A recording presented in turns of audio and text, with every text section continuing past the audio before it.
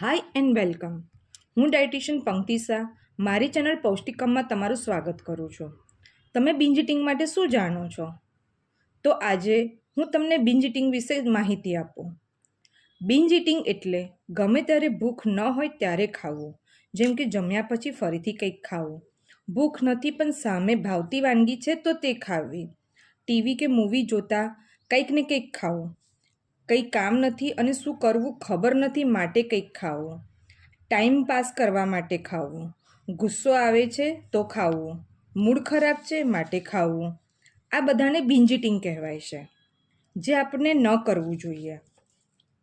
આજકાલ નવો ટ્રેન્ડ આવ્યો છે, જમ્યા પછી સ્વીટ્સ ખાવી, જેમ કે ગુલાબજાંબુ ખાવું, આઈસ્ક્રીમ ખાવી, કેક, ચોકલેટ્સ, મિલ્કશેક, મોકટેલ્સ. આ બધું આપણને એક્સ્ટ્રા કેલરીઝ આપે છે, જેનાથી વજન વધવું, લાઇફસ્ટાઇલ ડિઝીઝ જેમ કે ડાયાબિટીસ, થાઇરોઇડ, PCOS, હાર્ટ ડિઝીઝને આમંત્રણ મળે છે. ટીવી કે મૂવી જોવા જઈએ છીએ ત્યારે આપણને પોપકોર્નનું મોટું પેકેટ પ્લસ કોલ્ડ ડ્રિંક્સ કે સમોસા અથવા ફ્રેન્ચ ફ્રાઈઝ કે વેફર્સ આવું કંઈ પણ લઈએ છીએ. આ બધી એડિશનલ કેલરીઝ આપે છે. કોઈનો મૂડ સારો નથી તો તેને ખુશ કરવા આપણને તેને કેક, આઈસ્ક્રીમ કે ચોકલેટ્સ ગિફ્ટ કરીએ છીએ.